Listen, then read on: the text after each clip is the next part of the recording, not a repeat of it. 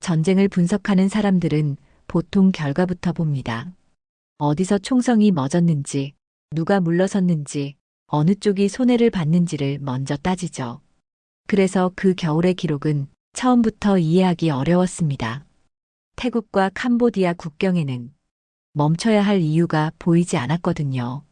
병력은 충분했고, 무기는 문제 없었고, 명령만 내려오면 전선은 언제든 움직일 수 있는 상태였습니다. 그런데도 아무 일도 일어나지 않았습니다. 총성이 울리지 않았고, 대규모 이동도 없었고, 누가 패배했다고 말할 만한 장면도 없었습니다. 그런데 전선은 분명히 멈춰 있었습니다. 이상했던 건 그 정지가 우연처럼 보이지 않았다는 점입니다. 전쟁이 커질수록 보통은 말이 많아지고 기록은 두꺼워집니다. 결정을 정당화하려는 문장들이 보고서 곳곳에 쌓이기 마련이니까요. 하지만 그 겨울의 국경에서는 정반대의 일이 벌어지고 있었습니다. 문서는 점점 얇아졌고 말은 조심스러워졌으며 결정은 눈에 띄지 않게 미뤄지고 있었습니다. 쏠 수 있었는데 쏘지 않은 전쟁. 패배도 아니고 후퇴도 아니며 휴전이라고 부르기에도 애매한 멈춤. 저는 그 기록을 처음 봤을 때 한 가지 질문에서 벗어날 수 없었습니다. 이 전선을 멈춘 건 총도 아니고 병력도 아니며 공식적인 명령도 아니었다면 도대체 무엇이 이 전쟁을 여기서 멈추게 만든 걸까?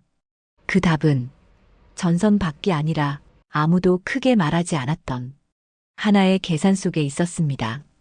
그 겨울 태국과 캄보디아 국경에서 전쟁보다 먼저 멈춰 섰던 것이 무엇이었는지 지금부터 그 기록을 따라가 보겠습니다.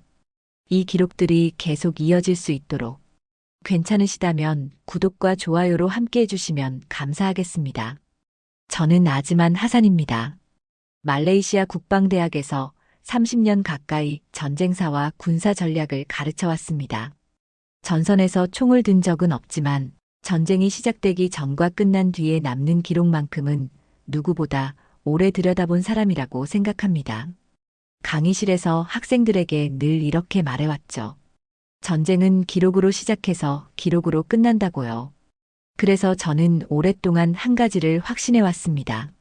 전쟁이 커질수록 기록은 반드시 두꺼워진다는 것. 병력이 늘고 충돌이 잦아질수록 보고서는 많아지고 문장은 길어집니다. 책임을 나누기 위해서라도 말은 늘어나기 마련이죠. 이건 교과서에서 배운 이론이 아니라 30년 동안 직접 확인해 온 경험이었습니다. 베트남 전쟁 문서들을 보면 분명합니다. 전선이 확대될수록 보고서는 기하급수적으로 늘어났고 걸프전 역시 하루가 다르게 문서가 쌓여갔습니다. 복잡성이 커지면 기록도 함께 커진다. 저는 그게 전쟁이라는 현상의 기본 구조라고 믿어왔습니다. 그런데 그 겨울 태국과 캄보디아 국경 자료를 분석하던 중 그 믿음이 처음으로 흔들리기 시작했습니다. 이 작업은 사실 우연히 시작됐습니다. 동남아 분쟁 연구를 위해 여러 자료를 정리하던 중 태국 국방부에서 근무하던 옛 제자가 최근 국경 문서들을 보내왔거든요.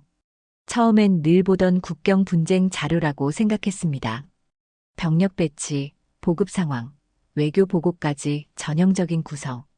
교재로 쓰기에도 무리가 없어 보였습니다. 하지만 며칠을 연속으로 자료를 보다 보니 묘한 위화감이 들기 시작했습니다. 전선의 긴장은 분명히 높아지고 있었는데 기록은 오히려 얇아지고 있었습니다. 전투 보고보다 회의록이 먼저 줄었고 지시 문서는 점점 짧아졌습니다. 처음엔 행정 효율화 때문이라고 생각했죠. 보고 체계를 간소화했을 수도 있으니까요. 처음엔 태국 쪽 자료만 문제라고 생각했습니다. 그래서 범위를 넓혀 캄보디아 내부 문서까지 함께 보기 시작했죠. 정치 체계도 군 구조도 다른 두 나라입니다. 언어도 달랐고요. 태국은 입헌군 주제 국가이고 캄보디아는 그보다 훨씬 복잡한 정치 구조를 가지고 있었습니다. 같은 방식으로 기록을 남길 이유가 없었어요. 캄보디아 자료를 구하는 건 쉽지 않았습니다. 태국과 달리 공개된 문서가 많지 않았거든요. 다행히 유엔 평화유지군 출신 동료가 푸놈펜에 있는 연구소와 연결해줬고 그쪽에서 몇 가지 내부 보고서를 받을 수 있었습니다. 번역만 일주일이 걸렸어요. 크메르어를 영어로 옮기는 과정에서 뉘앙스가 많이 사라졌지만 그래도 전체적인 흐름은 파악할 수 있었습니다. 그런데 날짜를 맞추고 같은 상황을 다룬 문서끼리 나란히 놓았을 때 묘한 공통점이 보이기 시작했습니다. 두 나라의 문장이 거의 같은 시점에 바뀌고 있었던 겁니다. 저는 처음에 제 눈을 의심했어요. 이건 우연일 거라고 생각했죠. 그래서 엑셀 시트를 만들어서 날짜별로, 문서 유형별로 정리하기 시작했습니다. 데이터를 시각화하니 더욱 명확해졌어요. 하지만 데이터는 거짓말을 하지 않았습니다. 단정적인 표현이 동시에 사라지고 있었습니다. 확대한다, 강화한다, 즉시 대응한다는 말 대신 유지한다, 검토한다, 상황을 지켜본다는 표현이 반복되고 있었죠.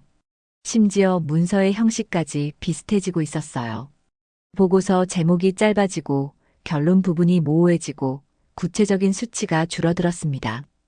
이건 패배의 언어도 아니었고 공격의 언어도 아니었습니다. 마치 보이지 않는 선을 넘지 않겠다는 약속처럼 느껴졌습니다. 누군가 양쪽 모두에게 같은 대본을 준 것처럼요. 하지만 그럴 리가 없었죠. 두 나라는 서로를 적대하고 있었으니까요. 이상했던 건 두 나라 사이에 그 어떤 조율 흔적도 없었다는 점입니다. 공식 협의도 비공식 채널도 확인되지 않았어요. 외교 문서를 샅샅이 뒤졌지만 직접적인 대화 기록은 나오지 않았습니다. 그런데도 문장의 방향은 같았습니다. 마치 서로를 의식하며 조심스럽게 걸음을 맞추고 있는 것 같았어요. 그 순간 저는 확신하게 됐습니다. 이건 우연이 아니라는 것을요. 누군가 명령해서가 아니라 상황 자체가 같은 결론을 강요하고 있다는 느껴졌습니다. 두 나라 모두 뭔가를 계산하고 있었고 그 계산의 결과가 이 조심스러운 언어로 나타나고 있었던 거죠. 밤이 깊어갔습니다. 연구실은 고요했고 창밖으로 쿠알라룸푸르의 야경이 반짝이고 있었습니다. 저는 두 나라의 문서를 번갈아 보면서 생각했어요. 대체 무엇이 이들을 이렇게 조심스럽게 만든 걸까? 무엇이 총을 쏘기 전에 먼저 말을 바꾸게 만든 걸까? 그 답을 찾기 위해서는 더 깊이 들어가야 했습니다. 이때부터 저는 전투보다 체계를 보기 시작했습니다. 병력 숫자보다 감시 범위, 타격 반경, 정보 연동 속도를 먼저 보게 됐죠. 사실 이건 제 전공 분야와는 조금 거리가 있었습니다. 저는 역사가이지 기술자가 아니거든요. 하지만 이 분쟁을 이해하려면 새로운 눈이 필요하다는 걸 깨달았어요. 그래서 동료 교수 한 명에게 도움을 청했습니다. 군사기술 전문가였는데 특히 감시 체계와 정보 시스템에 밝은 사람이었죠. 그에게 태국과 캄보디아 국경 지역의 기술적 환경에 대해 물었습니다. 어떤 감시 장비들이 배치되어 있는지, 어느 정도 범위를 커버하는지, 실시간 정보 공유가 가능한지 같은 질문들이었어요. 그가 며칠 후 분석 자료를 보내왔는데 그걸 보는 순간 저는 완전히 다른 그림을 보게 됐습니다. 이 전쟁은 병력 대 병력의 싸움이 아니라 시스템 대 시스템의 문제로 이미 전환돼 있었다는 사실입니다. 자료에는 국경 지역 상공의 감시 체계가 상세히 나와 있었어요. 레이더 커버리지, 위성 궤도, 통신 네트워크까지요. 제가 보던 문서들과는 완전히 다른 세계였습니다. 숫자와 병력이 아니라 시간과 거리와 연결성의 세계였죠. 눈에 보이는 증강은 없었습니다. 전투기도 새로운 병력도 보이지 않았죠. 위성 사진을 봐도 대규모 이동의 흔적은 없었어요. 그런데 계산표 안에서는 이미 선택지가 사라지고 있었습니다. 동료 교수가 설명해 줬어요. 국경 지역 상공에는 보이지 않는 감시망이 펼쳐져 있다고요. 레이더가 모든 움직임을 포착하고 있었습니다. 위성이 실시간으로 정보를 전송하고 있었고요. 어느 한쪽이 움직이면 몇 분 안에 상대방이 알게 되는 구조였습니다. 그리고 그 정보는 단순히 관찰로 끝나지 않았어요. 즉각적인 대응 체계와 연결되어 있었죠. 쏘지 않아도 전력으로 계산되는 존재. 존재감만으로 전선을 묶는 체계. 저는 이 개념을 이해하는데 시간이 좀 걸렸습니다. 전통적인 군사 교본에는 잘 나오지 않는 유형이었거든요. 하지만 현대 전쟁에서는 가장 무서운 변수이기도 하죠. 한 발의 포성이 어떤 연쇄를 만들지, 그 연쇄가 어디까지 확장될지, 그리고 누가 그걸 통제할 수 있는지, 이 모든 게 이미 계산되어 있었습니다. 양쪽 모두 그 계산을 알고 있었고, 그래서 조심스러워질 수밖에 없었던 거예요. 그때 저는 처음으로 전쟁이 이미 시작되기도 전에 끝을 계산당할 수 있다는 사실을 실감했습니다. 이건 승리나 패배의 문제가 아니었어요. 확대를 막는 것 자체가 목표가 된 전쟁이었습니다. 사람들은 종종 이렇게 말합니다. 싸울 수 없어서 멈췄다고요. 하지만 그 겨울 국경에서는 정반대였습니다. 싸울 수 있었기 때문에 더 멈춰야 했습니다. 이 역설을 이해하는데 저는 꽤 오랜 시간이 걸렸어요. 처음엔 이게 말이 안 된다고 생각했거든요. 능력이 있으면 쓰는 게 당연한 거 아닌가 싶었죠. 그런데 자료를 더 깊이 파고들수록 그 논리가 보이기 시작했습니다. 양쪽 모두 상대방을 칠 수 있는 능력이 있었어요. 병력도 충분했고 무기도 갖춰져 있었습니다. 문제는 그 다음이었죠. 한 번의 충돌이 어떤 연쇄를 만들지, 그 연쇄가 어디까지 확장될지, 그리고 어디서 통제 불능이 되는지를 계산해야 했습니다. 제가 발견한 한 태국 참모부 내부 문서가 있었습니다. 시나리오 분석이라는 제목이 붙어 있었는데 거기에는 5가지 단계의 충돌 시나리오가 나와 있었어요. 첫 번째는 국지적 교전, 두 번째는 포병 지원을 동반한 확대, 세 번째는 공군 개입, 네 번째는 전면전, 다섯 번째는 지역 강대국의 개입이었습니다. 각 단계마다 예상 피해와 소요 시간, 그리고 통제 가능성이 계산되어 있었어요. 놀라운 건 네 번째 단계부터는 통제 가능성이 급격히 낮아진다는 분석이었습니다. 다시 말해 전면전으로 가면 누구도 끝을 예측할 수 없다는 거였죠. 저는 그 문서를 읽으면서 소름이 돋았습니다. 이건 단순한 전술 분석이 아니라 전쟁의 본질을 꿰뚫는 통찰이었거든요. 승리를 계산하는 게 아니라 통제 불능을 계산하고 있었어요. 어디까지 갈 수 있는지가 아니라 어디서부터 돌이킬 수 없는지를 묻고 있었던 겁니다. 캄보디아 측 문서에서도 비슷한 분석을 찾았습니다. 용어는 달랐지만 구조는 똑같았어요. 단계별 확대 시나리오, 통제 불능 지점, 그리고 그 이후의 불확실성. 두 나라 모두 같은 계산을 하고 있었던 겁니다. 이 구조에서는 먼저 움직이는 쪽이 가장 불리했습니다. 한 발의 포성이 전체 체계를 자극할 수 있었거든요. 그리고 그 자극이 어디로 튈지, 누가 개입할지, 어떤 결과를 낳을지 아무도 장담할 수 없었어요. 확실한 건 하나뿐이었죠. 시작은 쉽지만 끝은 통제할 수 없다는 것. 그래서 판단은 느려졌고 결정은 보류됐습니다. 이건 두려움이 아니라 계산이었습니다. 전쟁이 아니라 관리의 단계로 넘어간 순간이었죠. 양쪽 모두 이기는 것보다 잃지 않는 것을 선택했습니다. 그리고 그 선택은 문서의 언어로 먼저 드러났던 거예요. 저는 이제 알았습니다. 왜 기록이 얇아졌는지를요. 어느 순간부터 지휘부의 언어가 바뀌었습니다. 진격 대신 유지라는 말이 나오기 시작했고 공세 대신 안정이라는 표현이 늘어났죠. 처음엔 이것도 일시적인 현상이라고 생각했어요. 전선에서는 늘 이런 변화가 있으니까요.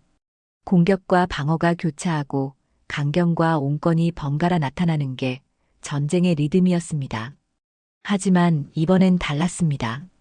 방향이 한쪽으로만 향하고 있었어요. 강경한 표현은 점점 사라지고 유보적인 표현만 늘어났습니다. 되돌아가는 움직임이 없었죠. 마치 일방통행 도로처럼 한 방향으로만 흘러가고 있었습니다. 저는 시간대별로 지휘부 지시 문서들을 정리해봤습니다. 엑셀에 날짜를 입력하고 각 문서에서 사용된 핵심 동사들을 추출했어요. 그러고 나서 그래프를 그렸는데 결과가 놀라웠습니다. 명령형 동사의 사용 빈도가 시간이 지날수록 급격히 줄어들고 있었거든요. 명령이 사라진 건 아니었습니다. 여전히 지시는 내려왔고 부대는 움직였어요. 다만 계산이 명령보다 앞서 움직이고 있었을 뿐입니다. 지휘관들이 명령을 내리기 전에 먼저 계산을 했고 그 계산이 명령의 내용을 바꾸고 있었던 거죠. 한 태국군 사단장의 일지를 읽을 기회가 있었습니다. 비공식 문서여서 공개되지 않은 자료였는데 연구 목적으로 특별히 열람할 수 있었어요. 거기에는 이런 문장이 있었습니다. 상부에서는 강력 대응을 원하지만 현장에서는 신중한 판단이 필요하다고요. 그리고 그는 신중함을 택했습니다. 그 일지를 읽으면서 저는 현장 지휘관들의 고민이 느껴졌어요.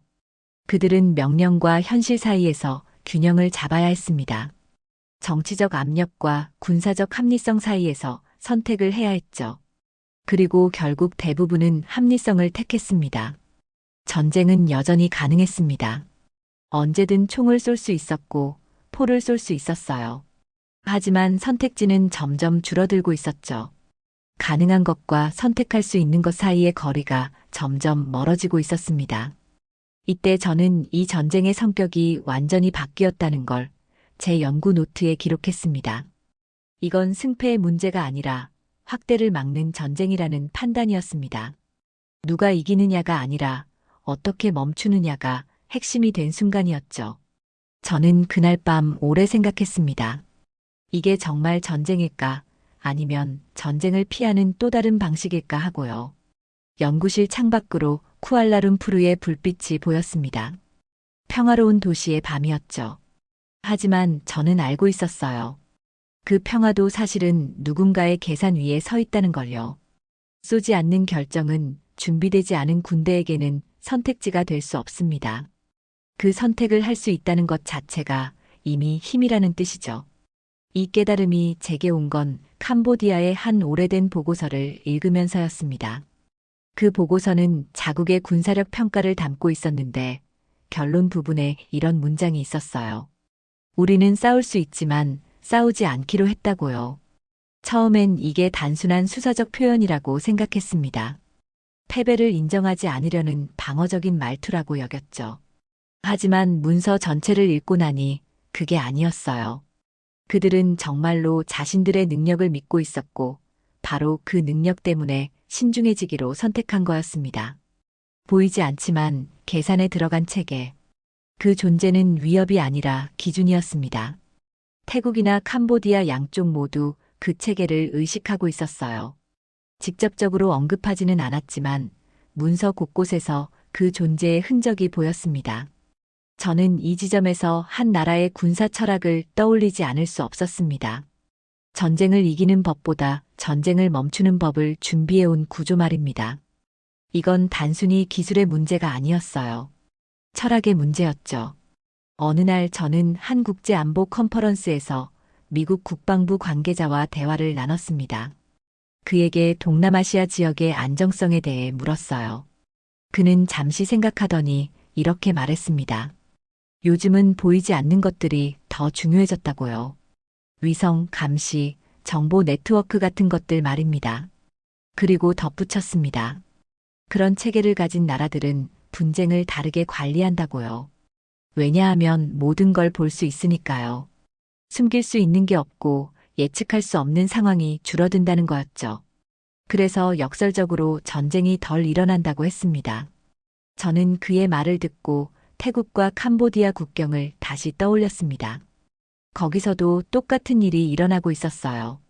보이지 않는 체계가 보이는 긴장을 관리하고 있었던 겁니다. 그 준비 자체에 저는 조용한 존경을 느꼈습니다. 힘을 가지고 있으되 그 힘을 쓰지 않을 줄 아는 것.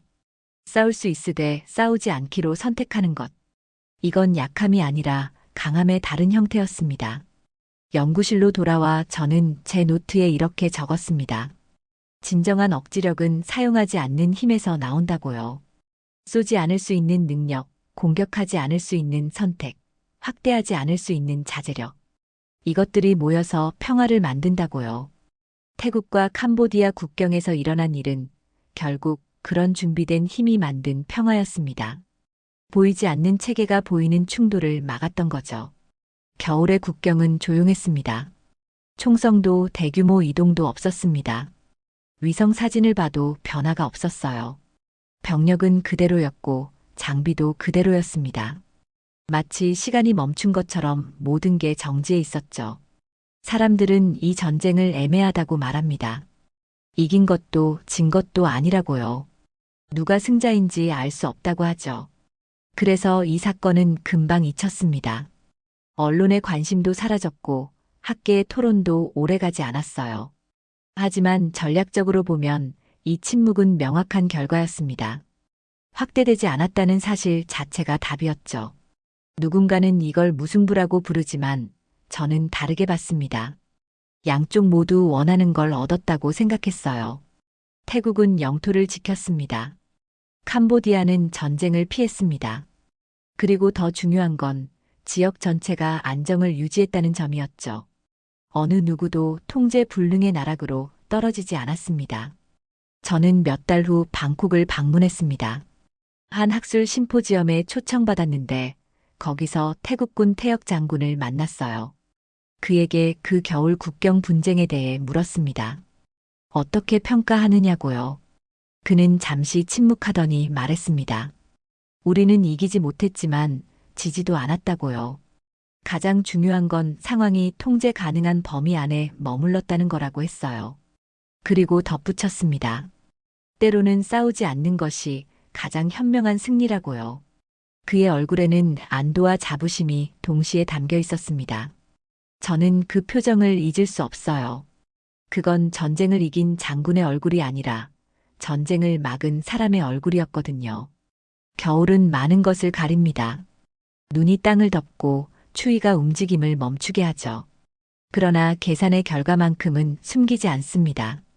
그 겨울 국경에서 계산은 끝났고 결과는 침묵으로 나타났습니다. 저는 연구실로 돌아와 이 사건을 정리하기 시작했습니다. 수백 페이지의 문서, 수십 개의 그래프, 그리고 무수한 메모들이 책상 위에 쌓여 있었어요. 이 모든 걸 어떻게 설명해야 할까 고민했습니다. 전쟁이 일어나지 않은 이유를 설명하는 건 전쟁이 일어난 이유를 설명하는 것보다 훨씬 어려웠습니다. 사람들은 극적인 사건에는 관심을 갖지만 조용한 평화에는 무심하니까요. 하지만 저는 알고 있었습니다.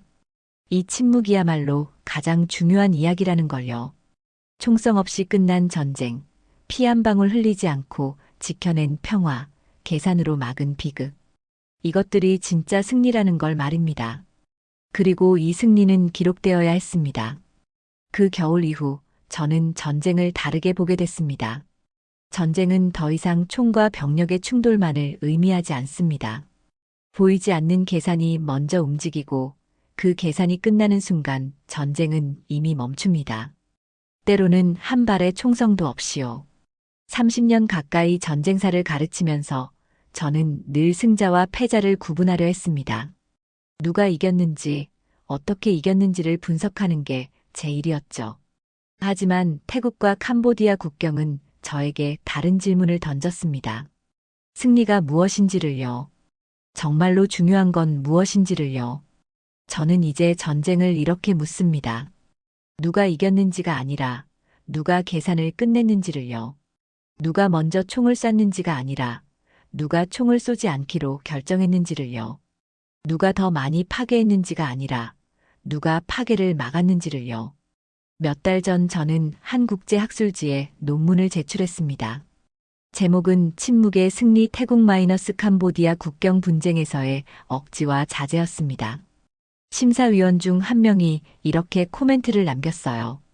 흥미로운 관점이지만 결론이 없는 전쟁을 어떻게 분석할 수 있는가 하고요. 저는 답장을 썼습니다. 결론이 없는 게 아니라 우리가 찾는 결론이 다를 뿐이라고요. 승자와 패자가 아니라 통제와 절제를 봐야 한다고 말했습니다. 그게 현대 전쟁의 새로운 문법이라고요. 며칠 후 그 심사위원에게서 답장이 왔습니다. 당신의 관점을 이해했다고, 이건 전쟁사가 아니라 평화사를 쓴 것 같다고 했어요. 저는 미소 지었습니다. 그게 바로 제가 하고 싶었던 말이었거든요. 그 겨울 태국과 캄보디아 국경에서 전선이 멈췄던 이유는 바로 그 계산이 이미 끝나 있었기 때문이었습니다. 양쪽 모두 알고 있었어요.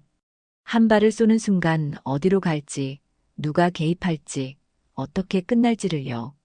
그래서 그들은 선택했습니다. 이기는 대신 잃지 않기로요.